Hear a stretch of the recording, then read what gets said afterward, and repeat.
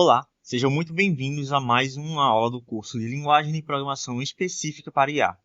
Hoje, iremos explorar alguns formatos de pipelines mais complexas do que aquelas que estivemos trabalhando nas últimas aulas.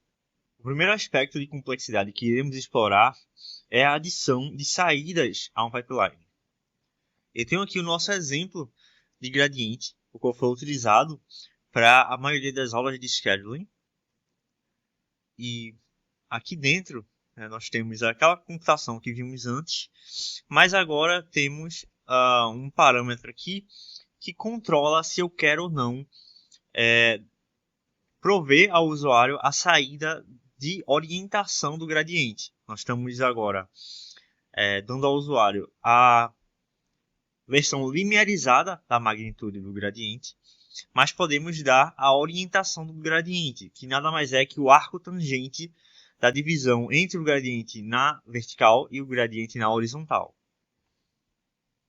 Então, nós vemos agora a primeira aparição nos nossos exemplos do método configure, aquele que é chamado antes do generate e pode ser utilizado para adicionar tanto entradas como saídas. A forma como a gente faz isso com o parâmetro aqui de gerador é checando se ele é verdadeiro e adicionando a nossa saída. Nós temos aqui dentro das variáveis privadas esse ponteiro para um buffer de tipo uint8, certo? Que é o nosso image output de orientação. E aí, ao adicionar o output com esse método addOutput, nós passamos também esse tipo aqui, né? Com a sintaxe do template. Então, nós temos o nosso tipo de buffer. E aqui passando o nome e também o número de dimensões, certo? Que a gente está adicionando. E tudo isso sendo feito o assign para esse meu ponteiro de buffer, certo? É importante lembrar que isso é um ponteiro para um buffer. E é basicamente só isso que a gente precisa para adicionar uma saída, né, para o nosso generator. Nós seguimos então dentro do generate para checar novamente se a gente está dando essa saída, e aqui nós vamos fazer a definição dessa minha saída. Como eu estou utilizando um ponteiro, eu tenho que utilizar esse operador aqui, certo? Para utilizar como se fosse o buffer normal, certo? Aqui, como image output. E aí eu estou indexando, né, o XY e fazendo o assign do arco tangente da divisão entre o gradiente vertical e o gradiente horizontal, certo? Eu estou fazendo essas divisões e multiplicações e adições aqui para manter isso aqui dentro do range de 0 a 255, antes de passar pelo casting, ok? Então, o resto aqui é só operações de normalização da minha imagem. Dentro do schedule também, eu vou precisar checar, né, se o image orientation está sendo provido ao usuário. E aí eu estou usando essa seta aqui, já que a gente está com um ponteiro, certo? Para chamar o método setEstimates. Eu poderia fazer no mesmo estilo, né, o operador, faço o nome do buffer e aqui eu posso usar o ponto. Certo? Então, aqui eu poderia fazer com um ponto e esse operador, certo? E a mesma coisa aqui para printar o alinhamento de loop. Dentro do meu makefile, eu simplesmente vou passar aqui ao nosso image output de orientação, certo? E aqui eu estou setando como true, ok? O nosso parâmetro. E uma coisa é que, se vocês checaram direitinho, a main que a gente vem utilizando nos exemplos, ela checa apenas se o número de entradas para ela é menor que um número, certo? Então, mesmo que eu coloque isso daqui e não esteja utilizando a orientação, ele vai conseguir fazer o parsing direitinho. A diferença vai ser só na utilização da função aqui. Eu posso adicionar mais camadas de complexidade a essa organização, certo? Para suportar tanto com o sem, mas no caso aqui ele está essa main aqui está assumindo que a gente está fazendo a saída da orientação, certo? Do gradiente. E aqui eu vou ter dois buffers de saída, e como eu tinha mencionado várias aulas atrás, a saída ela vai ser na ordem que ela aparece na definição. Então, como o meu orientation é definido após o magnitude,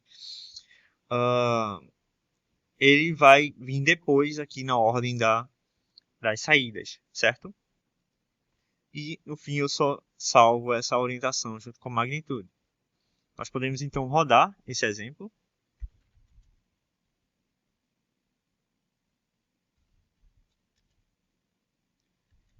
Primeiro, entrar, é claro, dentro do diretório. E agora sim, rodar o exemplo.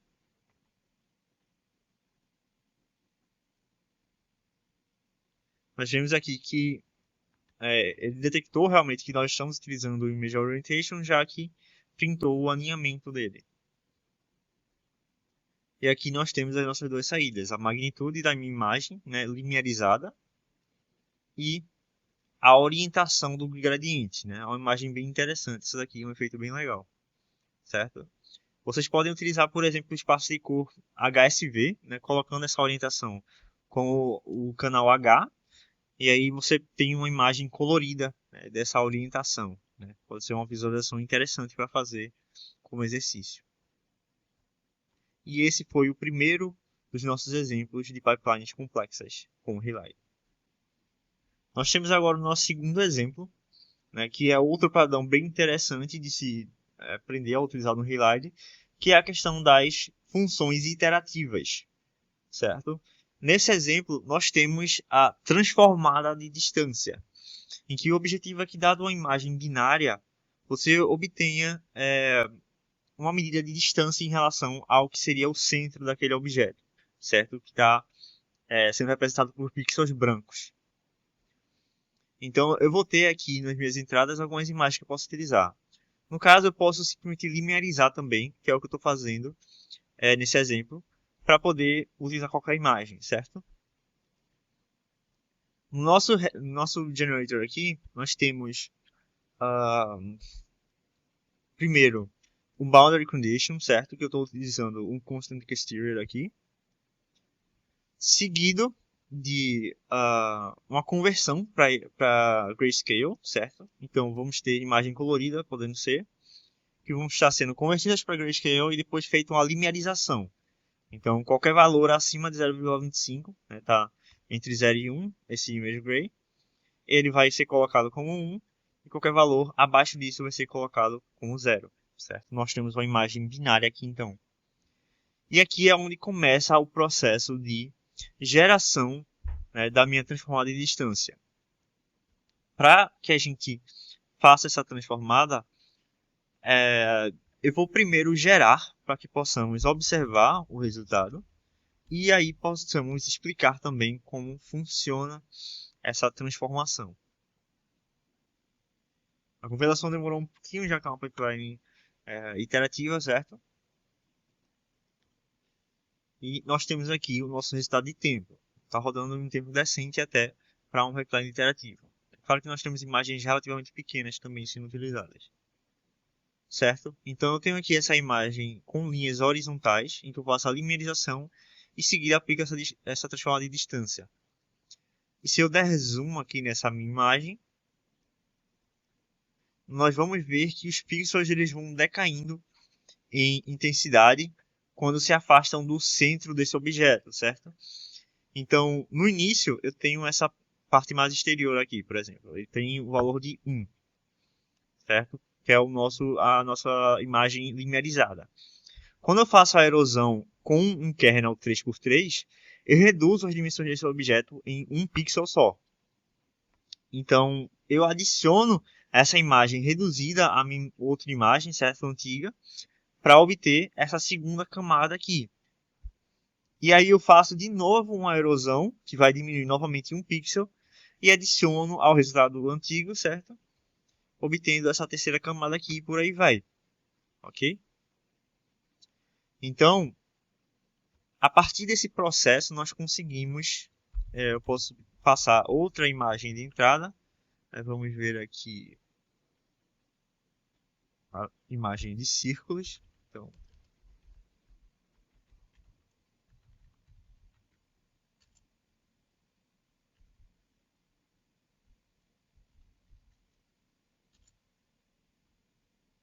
e obtemos aqui o nosso resultado de tempo, certo? E a nossa imagem de resultado. Então, conseguimos ver esse padrão, né, ele vai decaindo quanto mais distante ele está do centro. Ele parece ter esse artefato de uh, uh, é um pouco quadrado, digamos assim, né? esse perfil. Okay? Tem relação com o método que estamos usando para gerar essa transformada de distância. Então, a gente está fazendo essa sequência de erosões e adicionando a imagem anterior. Eu tenho aqui o elemento estruturado, certo? 3x3.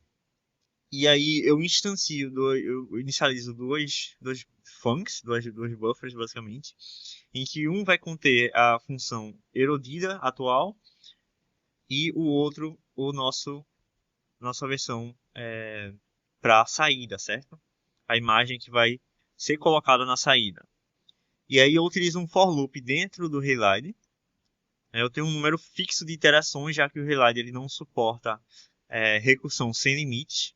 Então nós podemos fazer isso de forma a ter uma condição de parada, né? Mas é algo mais externo a um generator. Então a gente teria que fazer uma estrutura um pouco mais modular, com vários esses operadores aqui separados, certo? E depois também uma função que tenha essa função de parada contida nela, certo?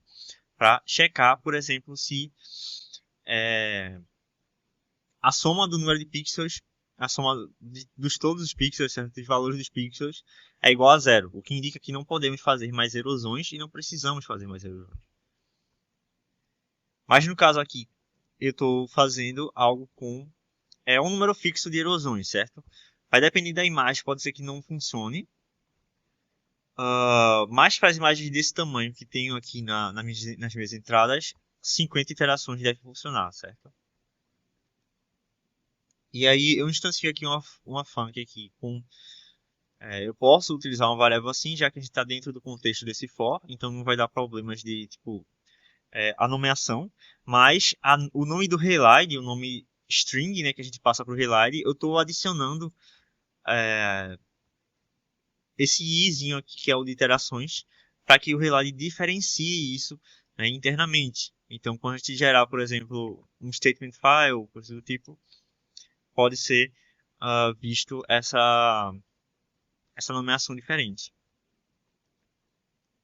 Em seguida, nós temos aqui a erosão em si, certo? Que é o mínimo dentro da região, a computação do mínimo dentro da região do kernel estruturado, certo?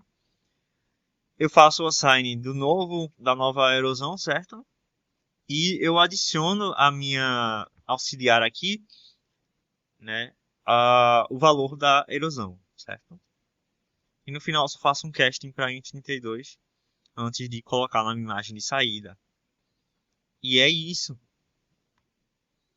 Dentro da nossa main aqui, ela é igual ao que a gente já viu das outras funções, com a diferença para a forma como a gente está salvando a imagem. Então, ao salvar a imagem, eu tenho essa outra função que vai receber a minha transformada de distância e uma string para o caminho de saída, certo? E aí eu crio um buffer de tipo uint8, já que esse é int32. A gente precisa salvar como uint8. Eu computo um valor máximo da minha transformada de distância, certo? Para normalizar antes de salvar e a gente poder visualizar direitinho. Então, eu inicializo aqui um valor máximo aqui como se fosse -1, já que todos vão ser positivos, eu posso colocar como -1 mesmo. E aí, para cada valor, eu posso utilizar esse método aqui e passar essa expressão lambda aqui, onde para cada valor, já que eu estou com int32, eu passo como argumento esse int32 aqui, eu checo se o valor atual é maior que esse max value aqui. E se for, eu faço o assign do valor máximo, certo? Basicamente a computação do maior valor dentro né, da minha transformada de distância.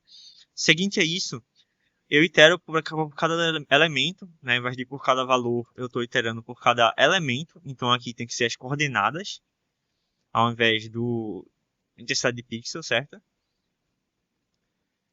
Eu defino, né, o pixel naquela coordenada como sendo tem que até fazer um casting aqui. Ele pode fazer o cast para o Int8, mas só para deixar certinho, a gente pode fazer já o casting direto aqui. A divisão, né, entre 255 vezes a nossa transformada de distância naquele ponto, dividido pelo valor máximo. Né? Isso aqui vai dar um valor entre 0 e 1. Multiplicando por 255, vai de 0 a 255.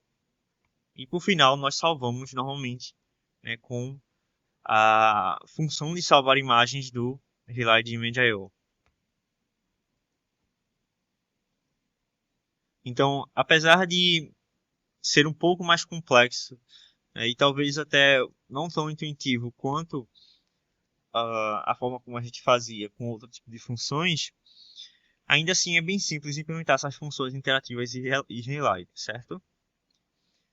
Uma coisa a se atentar também é que eu posso salvar essas functions intermediárias aqui em um vetor. Então eu posso ter aqui um standard vector de funcs, certo? Onde eu posso, né, dar um funcs.pushback.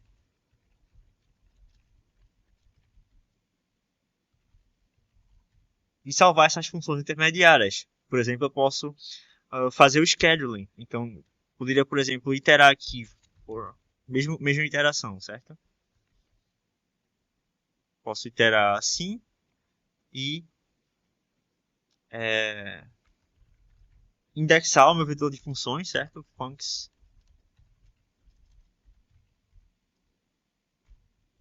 compute roots, por exemplo. Todas essas iterações. Então eu posso fazer algo desse tipo. Okay? Durante o nosso encontro síncrono, nós devemos visualizar como fazer a versão dessa mesma pipeline com uma condição de parada, que é um pouco mais complexa, mas o Relied ainda possibilita simplificar esse tipo de implementação e acelerá-la. Muito obrigado pela atenção de vocês e até a próxima.